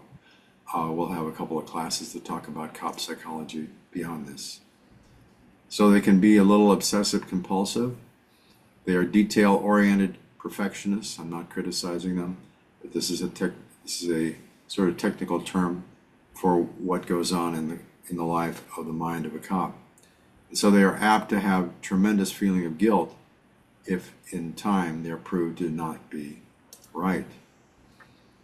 These are action-oriented people. They're quick decision-making under pressure and task-oriented. The chief of police will be free to say that all of the officers under his or her command is acting upon his or her authority to make decisions in the field that will reflect well upon the city of Chico and the police department. They are the law being made at the moment, and their judgment is called upon. As I said, it's better to have real people out there in the field than RoboCop, the psychotronic robot that only knows the law. So you know when to apply it, what's appropriate, who needs to go where, what's happening. They take charge, so they need to take charge in a way that makes sense and reflects well upon the department, and not say things they're going to have to explain later, or kneel on somebody's neck in front of a camera. Okay. They have a high need for stimulation. They get to be adrenaline junkies. They need to keep busy and they want results right now. They have a high need for immediate gratification. Okay, again, not criticizing. This is just the tendency of cops. They live in a very interesting thing. We'll talk later more about this, but it's a cyclical sort of thing. Our cops in the Chico Police Department have a 4-day, 10-hour duty in the Monday through Thursday sector. Then the Friday through Sunday sector is 3 days with 12 and a half hours on. And then there's an extra day, so they can fill in their 40 normal hours for a work week. So the 10 hours doing police work is an intense lot of time. And they're in high adrenaline situations or high alert or consciousness all the time. Then they go home and they are able to get a little sleep and they go right back up in the spectrum. So when they get to their weekend, whatever that is, they're ready for a big crash and burn and go about 12 or 15 hours of sleep. And that kind of cycle is very weird on the body and the psyche. It's tough. They may get easily bored. Given the choice between the scene of a disaster and sitting around the station or the office, they'll choose the disaster. They go toward the sound of the guns. They frequently seek activities that are highly stimulating and exciting. It keeps them alert. And as I said, their recreation outside of the police work is always some kind of a exciting, dangerous task. They are risk takers and frequently expose themselves to danger as they attempt to help others. They keep a calm and measured attitude toward the greatest risks. They try to hold down the sense of emotionality. They're highly dedicated to their jobs and to their families. The order in terms of importance seems to be job, natural children, the spouse, then themselves. They have a rescue personality. They want to help others and are responsible for making life and death decisions. It is difficult for them to say no in the face of difficulties. And they have a strong need to be needed. They keep helping others even when it may be harmful. to themselves and a strong desire to be liked. Emergency workers have difficulty accepting the fact that people can be angry with them. They may be histrionic, egocentric, liking to be the center of attention. They can be, not all. The one-upmanship in action and storytelling tends to be a trait with them. They sleep with pagers, well, today it's cell phones, and monitors so they don't miss any calls, day or night, 24/7. When things do not go as hoped for or planned for, a great deal of stress is caused by the hero orientation of a person witnessing a tragic end to all the efforts for saving life or property. So you go in to do altruistic, victorious kind of a thing, and stuff gets sideways. It leaves a mark on you. Stress is made worse by knowing only a part of the picture and not understanding what really happened in all its detail and how it happened, who did what, and when. So how do you cope with trauma or stress in such a high trauma stress profession? It's natural for your judgment to be hampered by stress. You've got to recognize that you are in a stress situation and that it may be a painful period of adjustment. Admit that you're hurting. It is normal to hurt when you're in stress, especially if you've experienced some kind of a loss. So do not have unrealistic expectations for recovery. Expect the incident not to bother you. You don't do that. You don't look for easy answers. Not to brother you. I'm going to have to change that. Okay. Self-doubts are symptoms of stress. So is an inability to concentrate. When everything seems to be going wrong, it's hard to think about anything else. You got to take an emotional breather. Take all breaks, lunches, etc. The ones you need the most are the ones you don't want to take. We need to get out and away from it if we can, so we don't eat ourselves up. Try to avoid as many decisions as you have, especially major ones. Don't make any big life changes when you're under stress. Deal only with those major decisions that require immediate attention. Nona Gurley. Sorry about that. However, do make as many daily decisions as possible, which will give you a feeling of control over your life. The things that you normally do, keep doing. For example, if someone asks you what you want to eat, answer them even if you're not sure. Stay in control of your life so that you're not stressed by small things. And expect to get through your crisis. There are good days and there are bad days. Don't be discouraged when your feelings seem to overwhelm you, just when you thought you were getting it all together again. Know yourself. Expand or develop an introspective attitude. Know what you feel and why. Be aware of prior conditioning. Do not deny your feelings, but do not dwell on them. Acknowledge them, but don't encourage them if they're eating you up. If you're normal and having normal reaction, don't label yourself crazy. Weird circumstances happen in weird circumstances, and our normal reaction may seem abnormal, but it's just a normal reaction to an abnormal situation. You probably have seen that. Now, how to cope with trauma or stress. Deal with one thing at a time. Keep your life as orderly as possible. Structure your time. Keep busy. Make your schedules, lists, plans, etc., and keep them. Set appropriate and doable goals. Change what you can. This is generally not the system that you change. Concentrate on smaller goals. Schedule as much activity into the weekends as possible. Do the same thing, but do it differently. Take responsibility for your life, your actions. Obey those in authority over you. That's really helpful and structured. Respect the laws of the land. Don't try to live above your means. Practice time management techniques in your daily life. It is a good time, however, to be nice to yourself. Do things that feel good to you. It's okay. You deserve it. How to cope. Make a list of good things to do for yourself and use it to treat yourself from time to time. Keep your life as normal as possible. Accept the help of others and be willing to be a help to others. Understanding and support are important when you're in stress. Do not deny yourself assistance that may be available to you. Do not withdraw from significant others.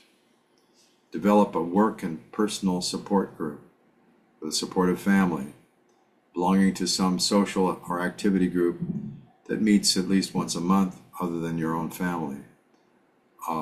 These will provide help, comfort, insight, comparison, rewards, humor, and escape from stress. And then reach out. People do care. You can spend time with others.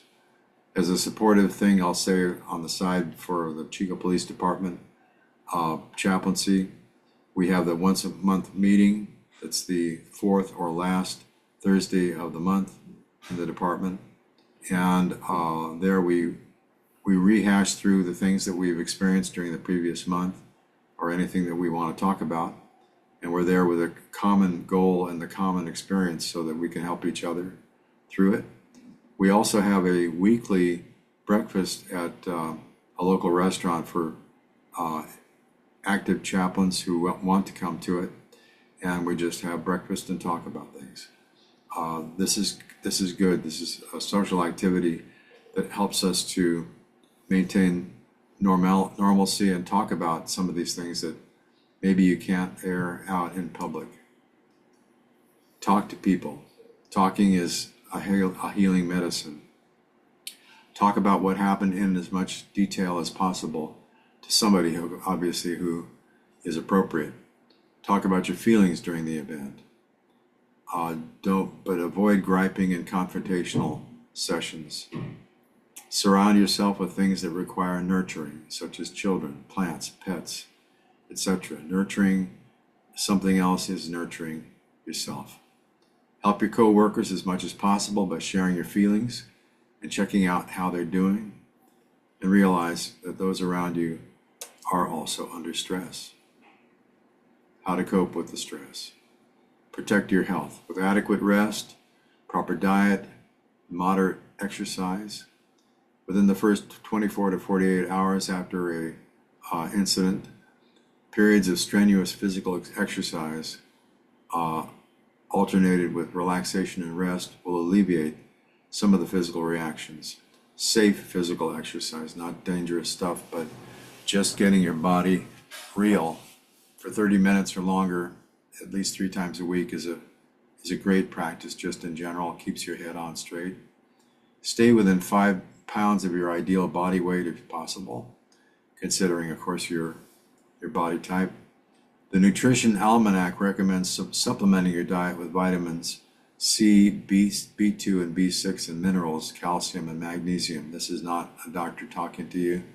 I'm just quoting somebody else. There's also a D3 recommendation by many nutritionalists. So you eat good food, don't eat junk. Stay away from excessive caffeine, nicotine, and alcohol as much as possible. It's not a good time to overindulge after a stress situation in alcohols, drugs, eating, or smoking. Be aware of the numbing of the pain with overuse of drugs or alcohol. You do not need to complicate this with a substance abuse problem. Use medications only under doctor's orders and then sparingly. Practice relaxation techniques for they counteract the body's response to the fight or flight syndrome. Get some rest.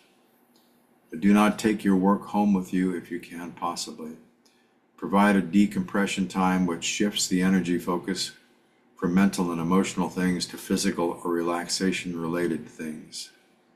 With exercise, taking appropriate naps, enjoying a hot tub or a sauna, having some place in your home that you can go to relax and be by yourself. And meditate upon the scriptures, I'd say daily. They say 3 times a week. Establish clear boundaries between work and home life. Non-working hours should be more than an absence of work. Develop a life of your own, and it's good to have a hobby. Reevaluate negative situations for positive results. So you force yourself to find or create a positive in every situation. You may wish to keep a journal, writing your way through sleepless hours. Do not get caught up in the if-onlys and the what-ifs. Don't second-guess yourself or others. And recognize and reward yourself. Do something that you really enjoy just for yourself during the course of an average week. Keep lists of your daily accomplishments. That's nice. Or celebrate small things and all your victories. And finally, don't take things personally. Objectify, then analyze the situation. Don't get upset when people tell you how you should feel or what you ought to do or how you ought to act. Remember, these are your feelings and they are important. Give yourself permission to feel rotten and share your feelings with others. I've got a good friend, a lady in our church, who lost her husband last summer to a heart attack. She's going through all kinds of stuff. He was a former police officer himself, and she's mad because he's taken away from her. She's going through all kinds of feelings. That happens.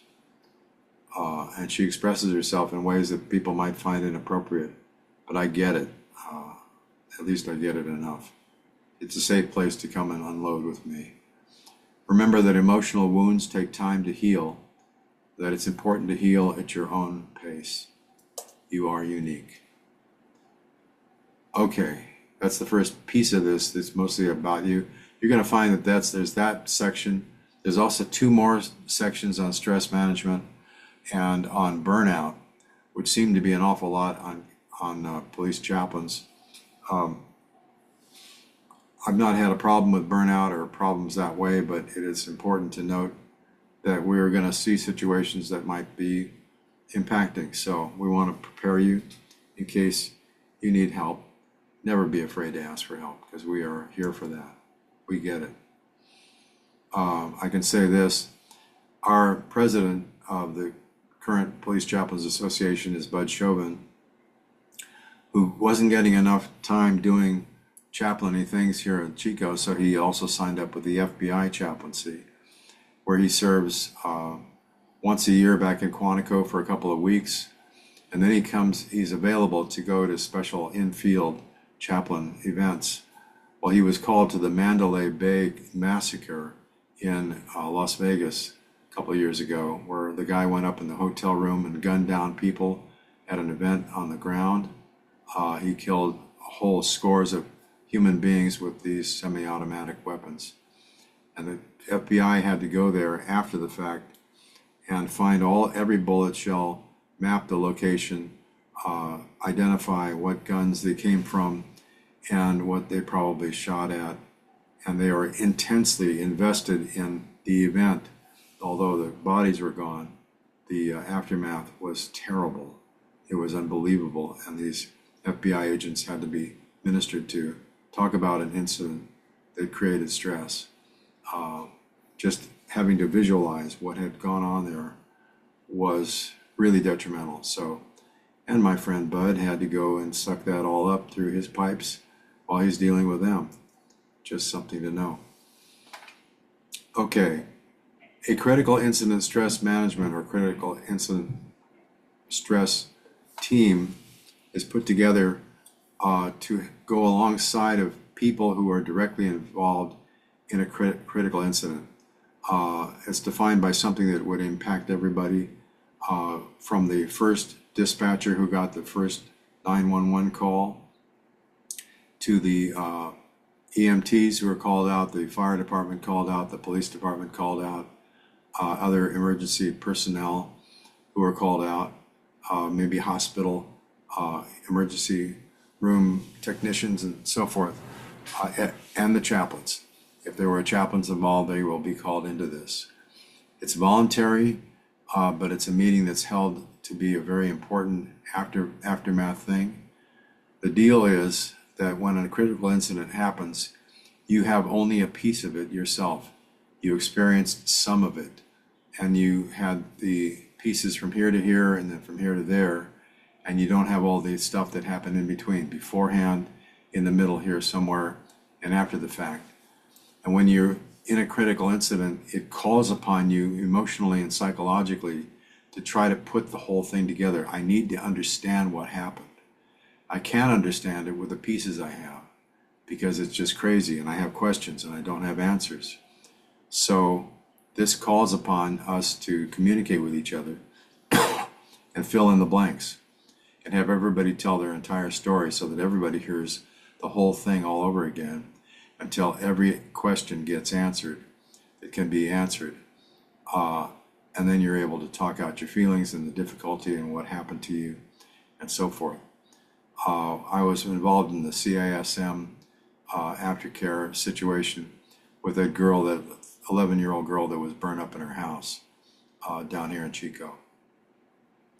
That was pretty emotional, and her brother, her much older brother, who was an adult, who was called to the scene, had to be told by me that his sister, his 11-year-old sister, was dead, and then hold him together while we're getting the thing treated as a law enforcement and emergency situation. So we were called in afterwards to talk about it, and a couple of times, and I was fine, but it was just something to be able to be there for each other. Within 48 hours, it's good to call this initial meeting together. It's optimal. The effectiveness diminishes with passage of time between the incident itself and the debriefing.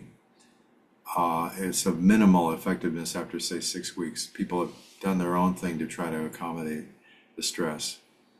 The ground rules of a CISM is absolute confidentiality. There will be no criticism of others' feelings or reactions to a stressful event. It's all a positive, supportive, understanding atmosphere and based on concern. We use active listening techniques. The format is to remind the ground rules to everybody. The facilitator will be somebody professionally trained with good group process skills and knowledge of stress responses who can be helpful in keeping the meeting going. A professional facilitator may be helpful if you are concerned that feelings and reactions will be particularly intense. But we have a CISM team for the County of Butte that goes to these stress situations and puts it on. One of our chaplains is on that CISM team, Eileen Brownell. Facts about the incident. Each person describes the facts about themselves and the incident, where they were when they got involved with it, what they saw or heard or smelled, what they did in and around the incident, and the group contributes all the facts necessary to make the incident become real again in the room. We talk about how you're feeling now. How did you feel when that happened? Have you ever felt anything like that before? No one dominates the meeting. Everybody is involved. Nobody is left out. They all get to ring in what they did. The results of the incident. Had you experienced any unusual things at the time of the incident? What unusual things are you experiencing now? Has your life changed in any way since the incident, at your home, your job, or other things? So people may frequently describe normal stress response symptoms. Having a stress response is not abnormal. It is normal in an abnormal situation. Review the normal stress responses. Support, understand, and reassure about the normal responses. You're not weird. You're normal. As I mentioned during the aftercare for people in a suicide scenario, I always give them support for having any kind of emotional reaction that they might have. Their loved one is dead by his or her own hand, and I've been to every kind of suicide, from hangings to gunshot wounds to self-poisonings, all kinds of things like that. And the people who come in afterwards reproach themselves because they were the family support system that didn't support. But they may want to blame the party, they may want to blame themselves, they'll blame somebody else. I'll talk about one scenario I went to. There's a 14-year-old boy. He had a brother who was a couple of years older, and he and the older brother were left in the apartment alone through a weekend while his dad was off on a skiing weekend with his girlfriend. Nothing wrong with that. But the young boy, the 14-year-old, was going through some sort of emotional reimagining. He was out of school because he was dealing with stuff. He was engaged in evaluating himself, whether he was a homosexual or not. He was worried about this. He was in communication with a cousin who had decided that he was gay, and they were talking with each other about how to deal with this. Then, completely unexpectedly, during the weekend, before the father got home, this 14-year-old son, alone, because his older brother was in his own bedroom playing video games with headphones on, so he didn't hear anything. The 14-year-old boy went over to his dad's bedroom, got his gun, brought it back to his bedroom, and shot himself dead. So the whole question of the gay part of it was not out front major in the discussions afterwards. We're talking with the father about feeling guilt or how to deal with what he's going through after the fact. And I'm dealing with all the members of the family and talking about the complicated feelings that happen after suicides and how you can get angry and sad and all of these feelings. It's all over the map because the perpetrator is also the victim. And what are you supposed to feel about that? You can talk very frankly about that because that's what's happening here. So I dealt for a couple of hours with the family, got them all kind of dealing with it in a healthy way. We weren't approaching or even going to a place where anybody was involved with a motivation for the suicide due to his questioning of his sexual orientation. But the very next day in the Chico ER, the Enterprise Record, a big editorial had been put in by some third party who was complaining about the death of this young man due to the fact that the Christians in town had been so mean to him about his orientation that he killed himself as a result. So he was gay and he killed himself for that reason. Somebody put that in the paper. Now I think about this. I dealt with a family for hours, and this was not the subject, nor was it an important issue. If he was dealing with that, he was also, whatever it was. But the deal was they were disclosing his personal struggle in print, the family crisis in print, complaining about others, third-party people. They have no idea whether that was true, in print, and the paper printed it. I wanted to take the editor apart for allowing that to go into the newspaper. That's got nothing to do with anybody. That should never happen. But it happened. I had no idea it was going to be aired there. But it was sad. It was sorry. You don't want to use that. It was being used really politically, and I felt that was inappropriate.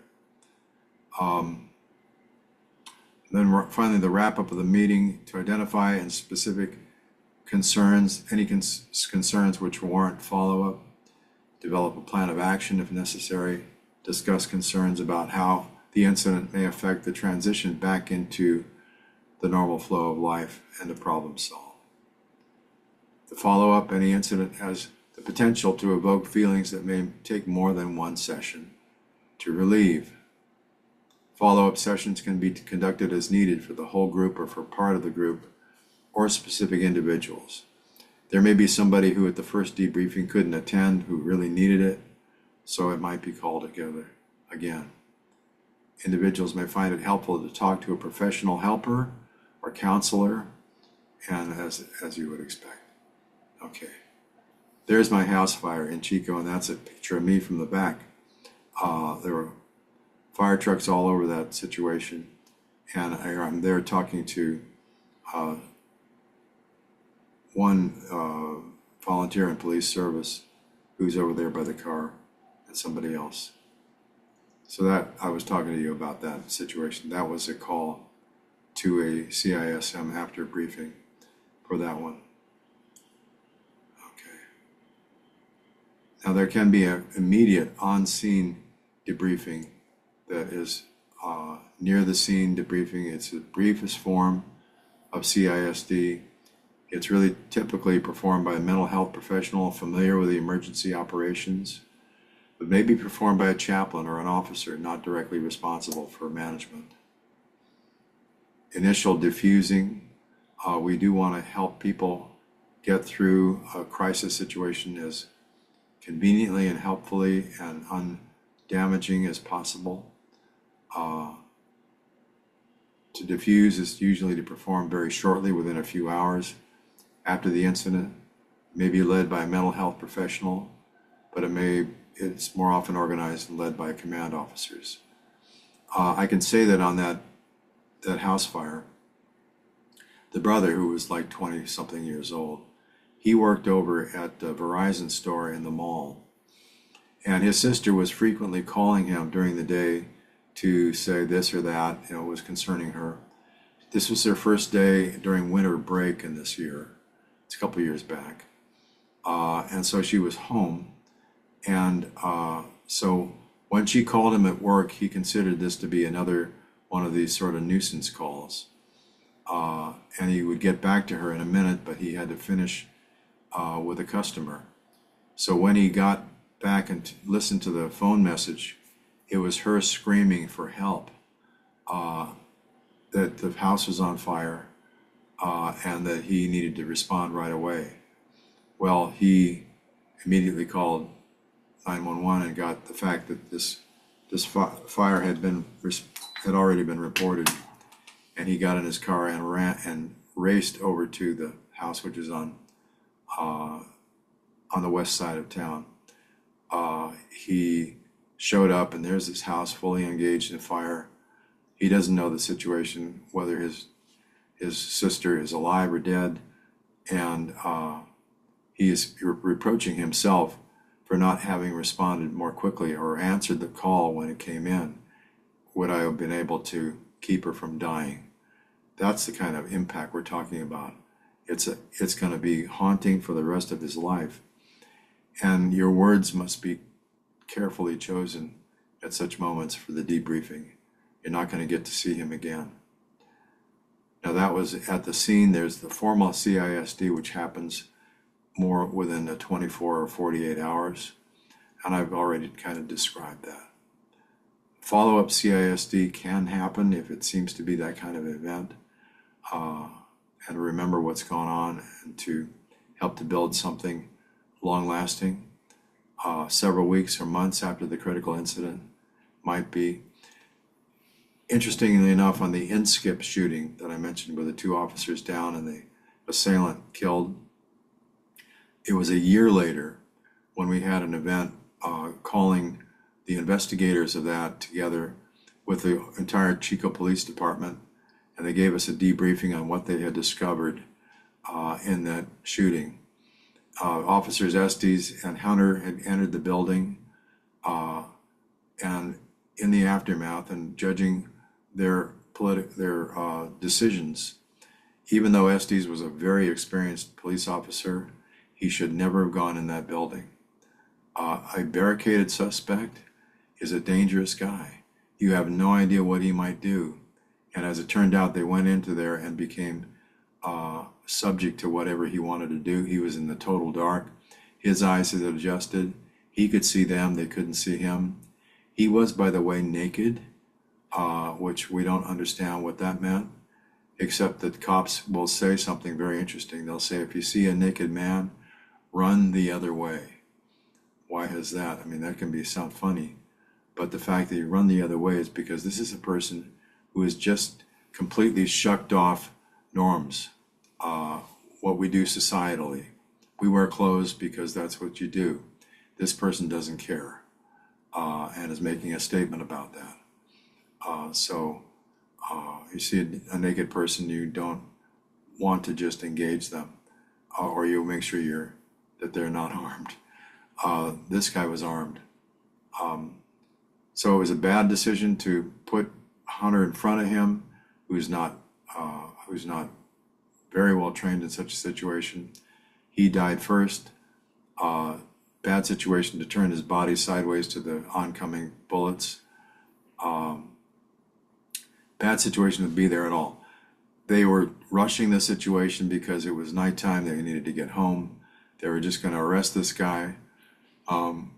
So they go into the cabin. What would happen if they just stayed outside, laid siege to the building, put the tear gas inside and drive him out, do a controlled situation and get him out so that they can arrest him peacefully? That's the way law enforcement is done. And whenever they force the situation, they're putting themselves in danger, and they did, and they died.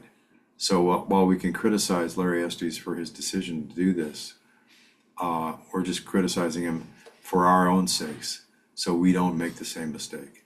Cops are very self-analytical about their mistakes, and they won't hide from them because it might save a life the next time. How about any questions? Anybody want to unmute yourself and ask me a question about CISM? Peter, so is it who actually calls and organizes CISM? Okay, the governing law enforcement agency will do so. Usually it might be fire if it's just strictly a fire situation. So at any rate, yeah, it will be under that situation. Yeah. Okay, but a chaplain, whether they were involved in at any point at all, a chaplain is always invited to participate in one as a ministry to the officers. Usually so. It might happen without us, and they might not tell us. Sometimes it's their call to do otherwise, but it's very often a chaplain gets involved with a critical incident because it's so impacting that we'll get in there somewhere. And if we feel that there is a need for a CISM, we can suggest it to our officers and say, has there been a critical incident stress debrief called for? And it might be a good idea, and send that up the chain of command to see if that's what they think is there. We don't have authority to make that happen, but we can suggest it, and it might be very good to do. Yeah.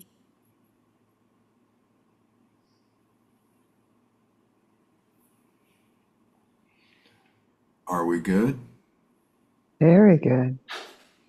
Well, then if there are no questions further, I'll pray us out, and or maybe Carla, maybe you can pray us out, and then we'll meet again in this forum next Tuesday. Along the way here, we'll have a situation where I'm going to try to set up, Carla, with you and our police chief an interview so that if you pass his scrutiny, we'll continue on in the training and finish this out at some time soon during this month. Those of you who are authorized to proceed will get down to the uniform store and start measuring up. It takes about a month to get all the uniform stuff in. And I know that Carla, you're incapacitated for just a little while longer, maybe another month or so, or two. I don't know yet. It just doesn't work right. I can't drive yet. I know that. I can't bend my fingers on my right hand. That's my dominant hand. You're going to need to be able to drive. Of course. So but I like this training. I like to be ahead of the game. Well, that's good. You're getting it. I don't mind doing it double if necessary. It's really amazing to me. Wonderful. Okay. So let's pray us out then. Yes, please. Dear Lord Jesus, we thank you for the time and the patience of Chaplain Hansen and the endurance that he's run the race for all these years, Lord, and his valuable experiences, not book learned. And Lord, I thank you, Lord, that that we have to realize we are not invincible, that we are capable for breakdowns ourselves, and that, we need respite ourselves in times of joy and silliness and times of debriefing and times of just fun, because there's a healthy child within us that still needs to be developed on a daily basis. So we thank you, Lord, that we would live balanced lives and that you are our most and foremost in charge of our lives, and that we would submit and value our life and our steps and our walk in our position with you, Lord, to keep you always first and balance everything else out with our husbands, our spouses, our families, and our other jobs and responsibilities. And we thank you for this great and mighty opportunity, and that we don't take this matter lightly, that it's a very serious responsibility and commitment unto you, Father. In the mighty name of Jesus, we pray. And Amen. pray that everyone has a blessed, peaceful, joyful day. Amen. Have a wonderful weekend, you both, and we'll see you next Tuesday.